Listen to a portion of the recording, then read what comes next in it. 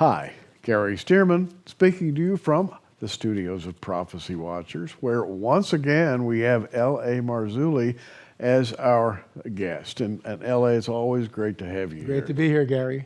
L.A. has recently taken a trip to Israel, and he wants to share many of his impressions about not only Israel, but the Middle East. And of course, that country is so prominent in Bible prophecy, L.A., that there's a lot to say about it. I believe everything hinges, prophecy hinges around the nation of Israel, especially the time that we're living in now. But we were just there, and by the way, we'll be teaming up again with Prophecy Watchers to go on another tour next year, and I think it's going to be in April, so stay tuned for that, more information about that coming. But I think that my biggest takeaway, no matter where we went in Israel, I felt completely safe, and the people are dwelling in cities, and cities which have no walls or gates or bars. And it might be a false sense of peace that they're dwelling in because they're surrounded by hostile neighbors. And when I was there last, what amazed me about Israel is the tourists.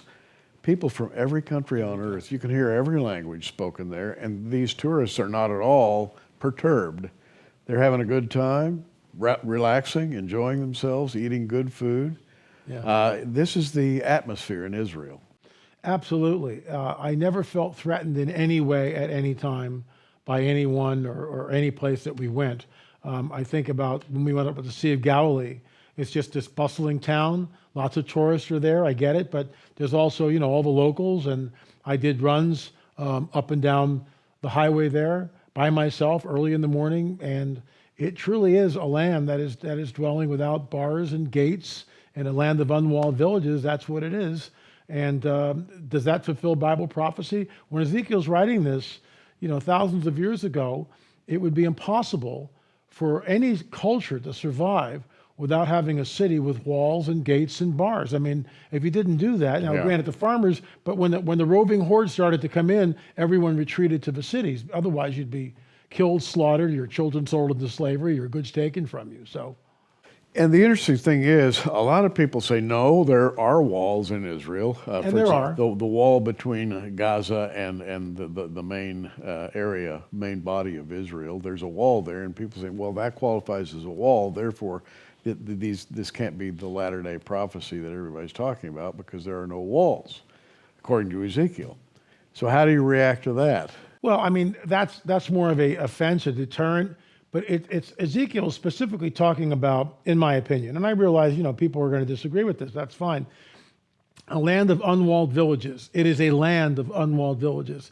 Yes, there are particular places where that wall is built to keep the suicide bombers out. But Israel as a whole, and having just toured there and been there, it is a land of unwalled villages, which in the ancient world would be an astounding impossibility. There's no way you could survive like this. But with the advent of the airplane, the idea of building walls and castles and moats and all this becomes obsolete because you can fly over and drop bombs. So that changes the whole method of warfare, which is why we no longer have walled cities like we did before.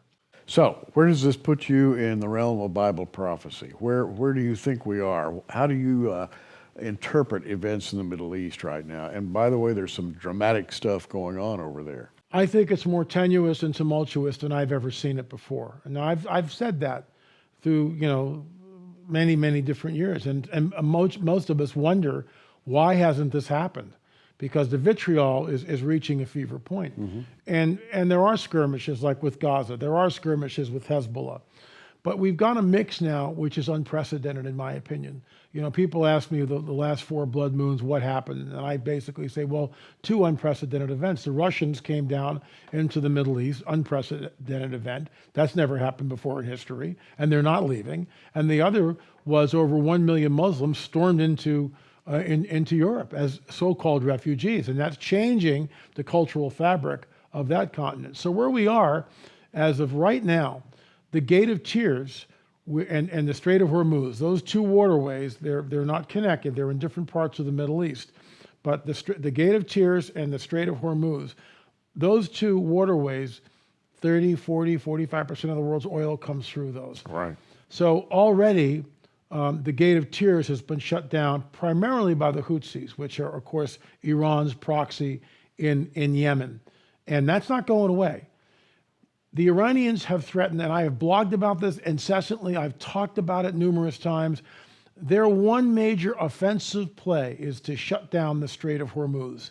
And it's already along the Iranian coastline, bristling with missiles.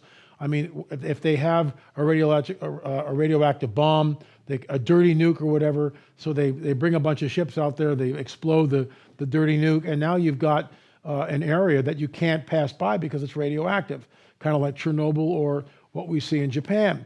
So, I mean, there's a lot of things happening, but what bothers me more than anything is that ancient Arab saying, the enemy of my enemy is my friend. So we know the vitriol from Erdogan in Turkey against Israel.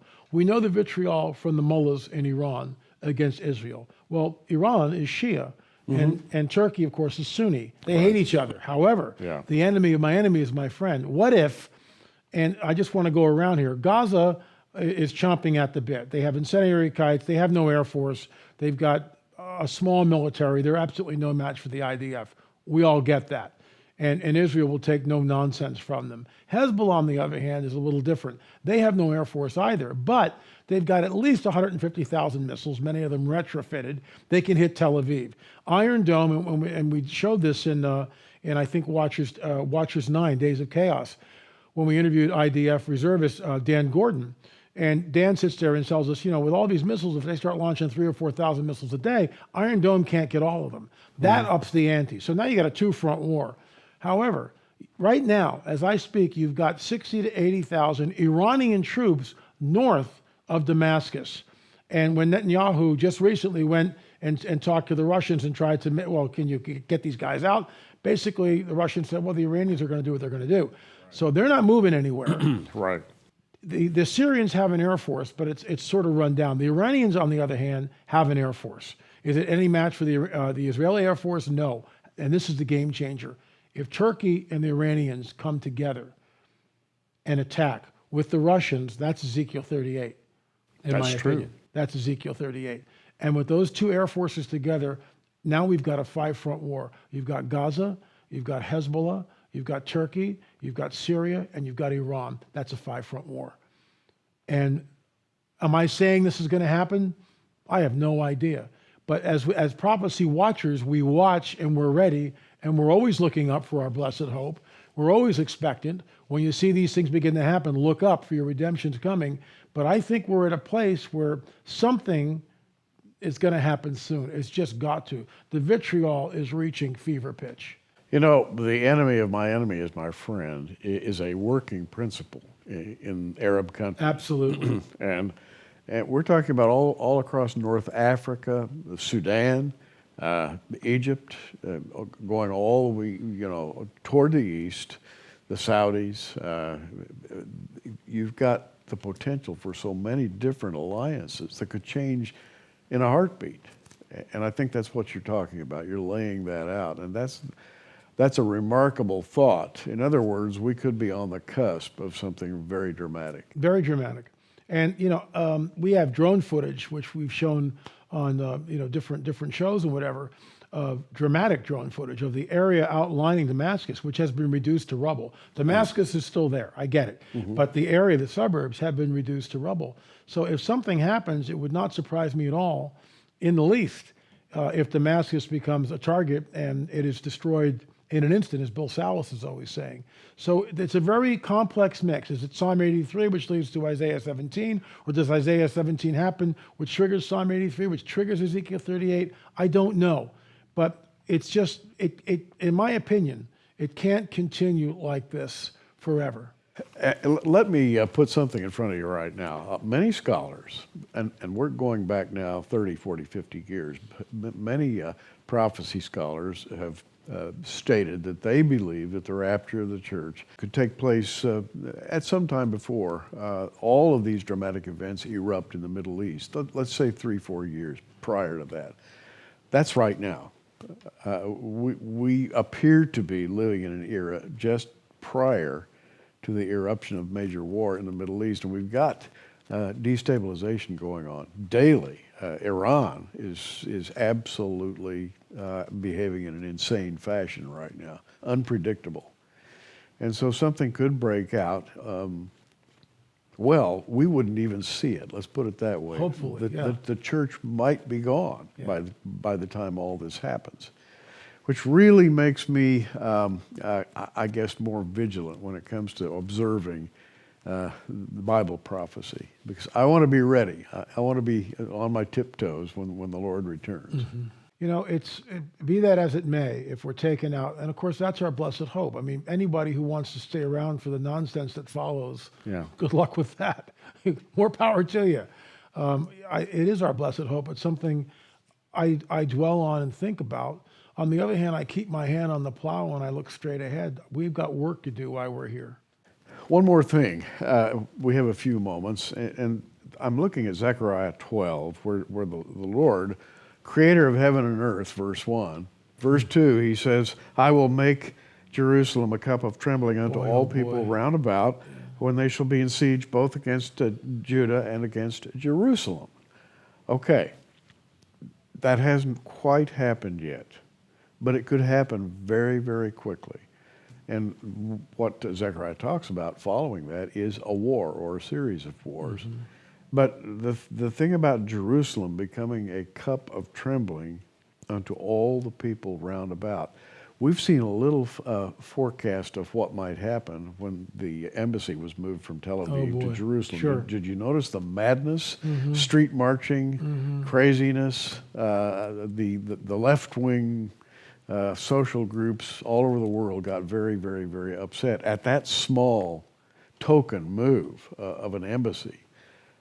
What might they do if Israel went farther? You know, when I was on the Temple Mount just a while ago, just a month and a half, 2 months ago, and it was my first time there, I was really impressed by the enormity of it, first of all, and how easy it is to construct a third temple there. There's plenty of room without taking Al-Aqsa or the Dome of the Rock, without moving either of those things.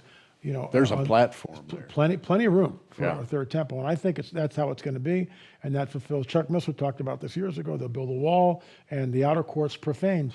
I get that, but what amazed me, what I could sense, was the tension, and nothing happened the day we were there. It was very peaceful. We toured the entire Temple Mount and got some great photographs and video, whatever.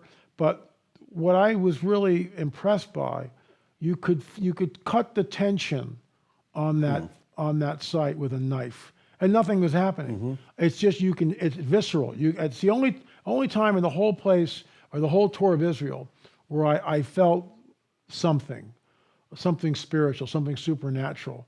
And I mean, I'm not Mr. Woo Woo guy that way, but I mean I just went, wow, you can really feel the tension here, because the usurpers shouldn't be here, first of all. Right. This is a Jewish site. It has nothing to do with Islam, with all due respect. Of course, Islamic scholars would, completely disagree with me on that. Absolutely, yeah. But the Dome of the Rock was built on the Temple Mount, and Al-Aqsa was just sandwiched in. And this is why all the archaeological evidence points to the first and second temple. We know that it was there. Not exactly sure where the actual Holy of Holies was. That's debated, but that tension is there. That tension is definitely there.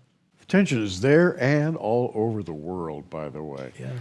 And that's where we find ourselves right now, which should stimulate us to getting into God's Word and really trying our best to understand the times and seasons. This is, if there is a time to study the Word, it's right now. And by the way, I want to mention, speaking of studying the Word, you're going to get an opportunity coming up October 12th through 14th at our next Prophecy Forum right in Norman, Oklahoma, just south of Oklahoma City, and you're going to be one of the speakers. I'm really looking forward to it, And Gary, people love to hear you talk. Oh, thank you. And Appreciate that. because Go figure. You have a certain uninhibited way of presenting things, and you're not afraid to go and show people what they can see if they really take a good, long, hard look. And I like that Gary. about you. I appreciate that. Also, we're going to have live streaming, and the best live streaming you can imagine. check prophecywatchers.com under live streaming, you'll have three options. Option one, the main ballroom. Option two, the university room. And option three, both locations with the state-of-the-art live streaming video, which you can watch in your own home. And by the way, watch again and again after the meeting. So check prophecywatchers.com and find out about live streaming. Anything else that you'd like to add? I mean, it's your time. You've got a few. Well, I am going minutes. to an undisclosed location on the other side of the globe, and I'm going to tease that'll be used for an up-and-coming film, which will be released probably in 2019 at some point. And I will bring back some pictures just to kind of show the audience what we uncovered. Hopefully, we'll see what happens. You know, that verse in the Bible that says there were giants in the earth in those days and also Afterward, yeah. has special meaning for you, doesn't it? It really does, Gary, and I realize that's a very controversial subject and a very controversial verse. But you know, my take is I take a literal interpretation of it. To me, it amplifies it and says, when the sons of God took wives and begot children by them. So we see a coupling, a union. And look, there's a lot of different people out there with a lot of different views. I get that. What most of us agree is that they do show up again. And how they show up again is a matter of debate. But no one really knows. If we're intellectually honest, I have my particular viewpoint and other researchers have their viewpoint. But we do agree, most of us agree, that they were back in the promised land. They're in Sodom and Gomorrah. They're back in the Levant, in the promised land, when Joshua and Caleb. So the mischief, as Chuck Missler likes to say, continued. Somehow it continued. We may disagree as to what the cause was, but it continued. What we're seeing is a debate about man's history. There's a secular side. There is the Christian side, the biblical side, let's put it that way. And they are very, very far apart. Two different opposing views. About not only about creation and the fall of man and the restoration of man after the flood, but also a lot of events that have direct bearing on Bible prophecy. So keep it up. Thank you, Gary. I will certainly try. L.A. Marzulli, always on the trail. Pray for him. Put him on your prayer list. And pray that he'll be able to reach those places that he'd really like to go and bring back the evidence for all of us to see. L.A., may the Lord bless you and keep you. Appreciate that. Likewise. And we invite you to keep watching. We are. Thanks for joining us on Prophecy Watchers. You can find us on the web at prophecywatchers.com, where you can sign up for our free email newsletter, or follow us at facebook.com/prophecywatchers. In the meantime, keep watching, everybody, and we'll see you soon.